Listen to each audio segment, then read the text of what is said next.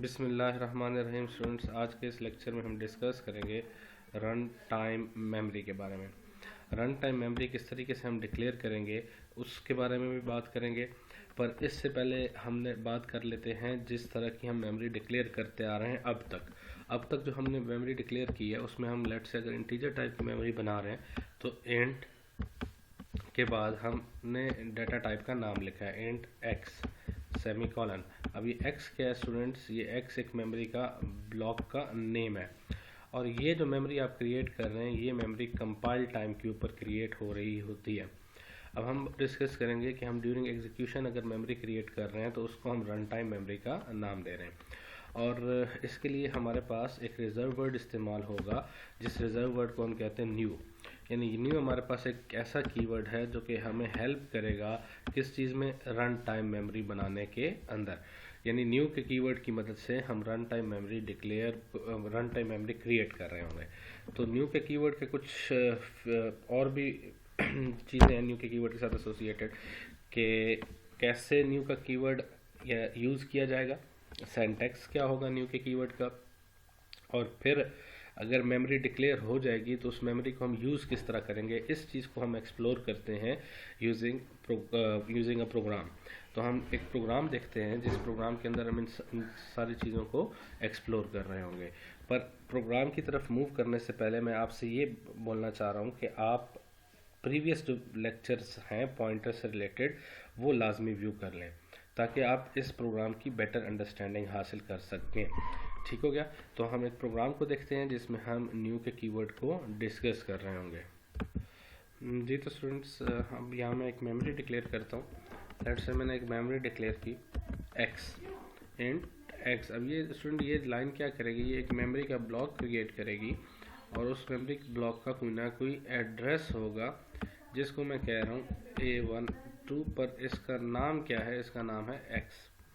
अब यहाँ तक तो हमें बात समझ आती है कि अच्छा एक मेमोरी डिक्लेयर हो जाएगी, इस मेमोरी को हम पहले भी यूज़ करते हैं। ये जो मेमोरी डिक्लेयर होगी ये कंपाइल टाइम के ऊपर होगी।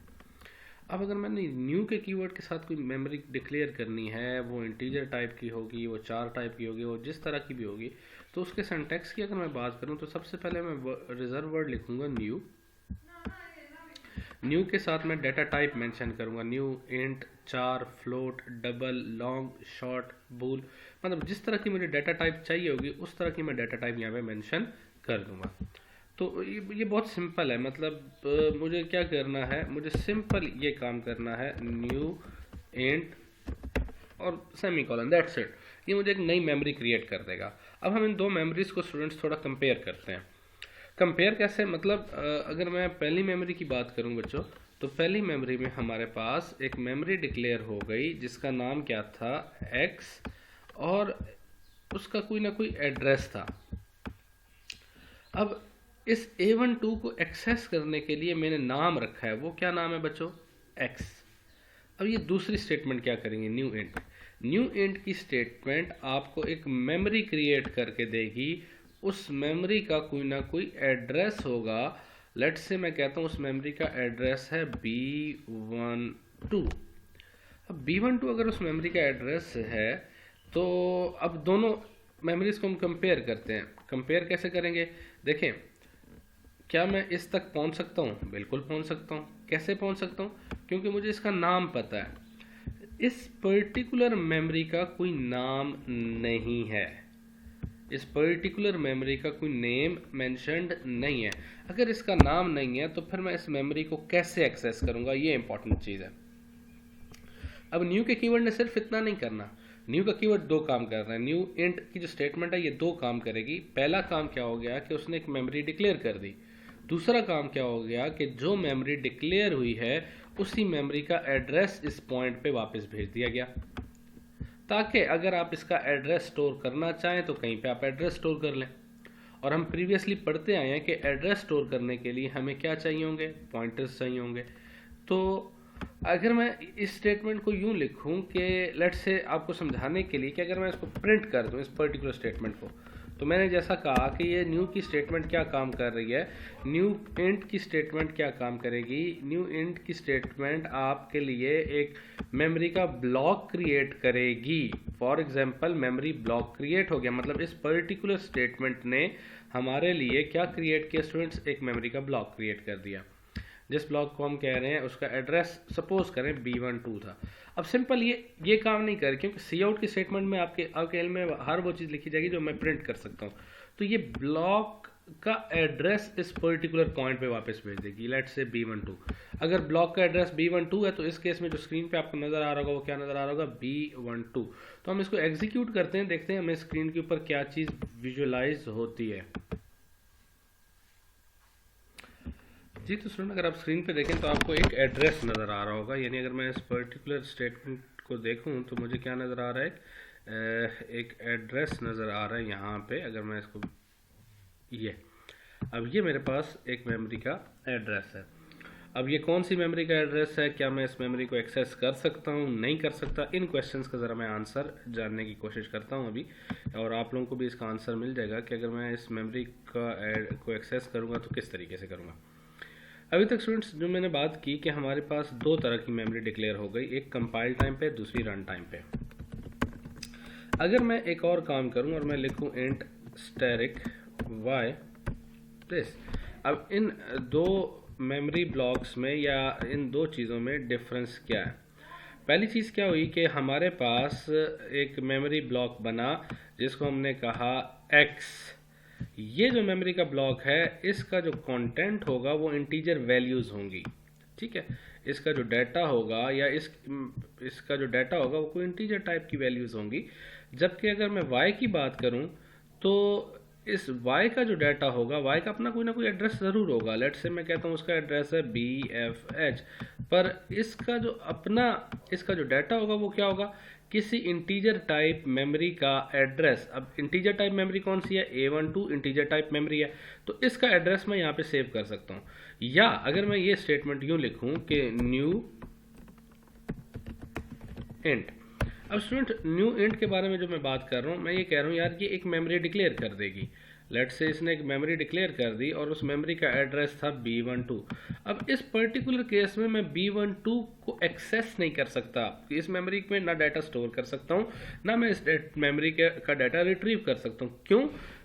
क्योंकि मैं इस मेमोरी तक पहुँच ही नहीं सकता। अब अगर मैं A12 मेमोरी की बात करूं तो क्या मैं A12 मेमोरी तक पहुंच सकता हूं? बिल्कुल पहुंच सकता हूं, डायरेक्टली पहुंच सकता हूं विद यूजिंग X। क्या मैं BFH मेमोरी तक पहुंच सकता हूं? बिल्कुल पहुंच सकता हूं यूजिंग Y। तो B12 मेमोरी तक मैं बिल्कुल नहीं पहुंच सकता। तो अगर मैं इस B12 का एड्रेस कहीं पे सेव कर दूं, इस B12 मेमोरी को कहीं पे इसका एड्रेस सेव कर दूं, तो फिर मैं इस मेमोरी तक पहुंच सकता हूं। अब एड्रेस सेव करने के लिए हमने बात की थी कि एड्रेस सेव करने के लिए हमारे पास पॉइंटर्स यूज होते हैं। यानी अगर मैं स्टेटमेंट ऐसे लिख दूं इक्वल्स टू वाई, अब क्या होगा, अब स्टूडेंट ये पर्टिकुलर स्टेटमेंट आपको क्या करके देगी कि वाई मेमोरी के अंदर B12 का एड्रेस आ गया। अब क्वेश्चन मैं फिर रेज कर रहा हूं कि क्या मैं B12 तक पहुंच सकता हूं। अब आंसर होगा इसका यस। यस कैसे, कि मैं y के ज़रिए से B12 तक को एक्सेस कर सकता हूं। अगर आपने प्रीवियस लेक्चर देखा है तो आपको समझ आई होगी कि हम किस तरीके से इनडायरेक्टली मेमोरी को एक्सेस कर सकते हैं। लेट्स से मैंने B12 में वैल्यू एंटर करानी है, एंटर अ वैल्यू, तो मैं इनपुट ले रहा हूँ CIN-Y। अब देखें ये स्टेटमेंट एरर दे रही है। मैंने कहा इनपुट लेनी है जो एड्रेस y के पास है, तो इस एड्रेस तक पहुंचने के लिए, इस मेमोरी तक पहुंचने के लिए मुझे क्या इस्तेमाल करना पड़ेगा, y से पहले स्टैटिक मेंशन करूंगा। तो अभी स्टैटिक एक्चुअली करेगा, ये क्या करेगा, B12 मेमोरी की तरफ मुझे ले जाएगा और यहाँ मेरा डाटा इनपुट करेगा। और इसी तरीके से अगर मैं प्रिंट करूंगा Cout you have entered, अब y क्या प्रिंट करेगा, ये दो चीजें जरा आपने देखनी है। y प्रिंट करेगा एड्रेस, ठीक है। तो या मैं कहूं वैल्यू एट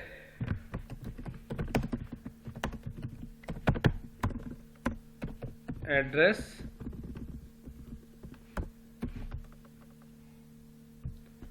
दिस इज, अब हम इसको एग्जीक्यूट करते हैं, देखते हैं इसकी आउटपुट क्या आएगी। इसको रन करते हैं ज़रा। ये तो हमसे वैल्यू मांग रहा है, लेट से मैंने वैल्यू दी 52। अब क्या कह रहे हैं, value eight address this is 52, यानी वैल्यू एट एड्रेस। अब अगर मैं स्टेटमेंट देखूं तो वैल्यू एट, सिंपल मैंने वाई प्रिंट किया था, वाई के पास क्या था, ये वाला एड्रेस पड़ा हुआ था।